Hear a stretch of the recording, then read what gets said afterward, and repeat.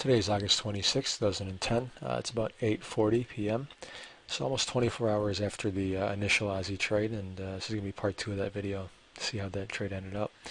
As you can see, we actually entered up here. If you watch part 1, you'll get an idea of what was actually happening at the time, what we were looking at, and I actually cut it off right before news, to see how it would manage it and how it would progress. So this is going to be the second part of that. Do a little recap and review of what actually happened. Now, as you can see, news came out, and let me give you a better idea here. You can see, if we look at the actual report, you can see this was a news event, right? And we're looking at the forecast here, and it actually came out way below the projection. So it was projected at a positive 2.3%.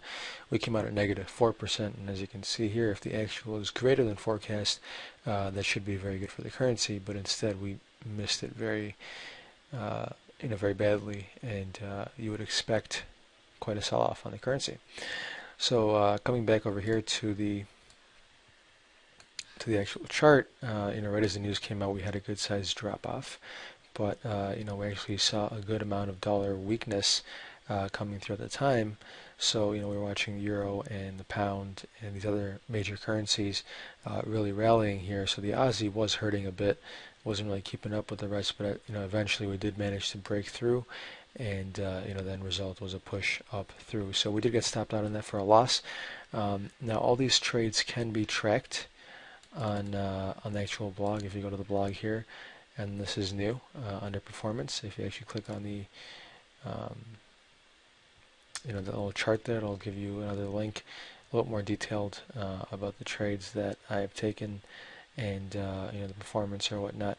Now this is just to try and keep everything as transparent as possible, and at the same time, the whole point of this blog is to try and improve on my trading. So I do know that if everything's out in the open, I have to be more aware of what I'm doing, and at the same time, I have to be very smart about my entries and exits, because at this point I have somebody to answer to, right? So that's just my effort to try and keep a very systematic approach and to make myself more disciplined.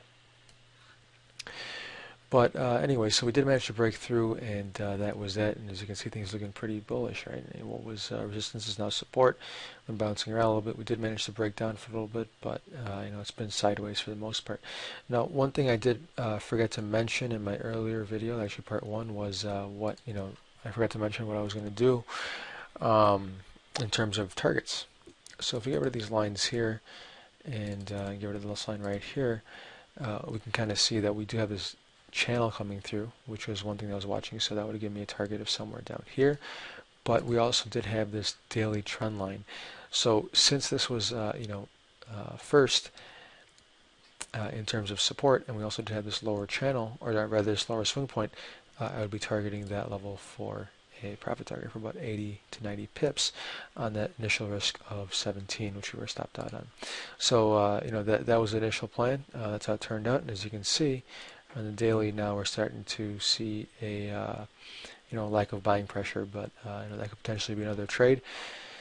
But just wrapping up the old one, that's what we got, and that was the analysis from beginning to end. So thanks for watching. mugtrading.tk. Hopefully I'll be able to post some more trades as they develop in the near future. Thank you.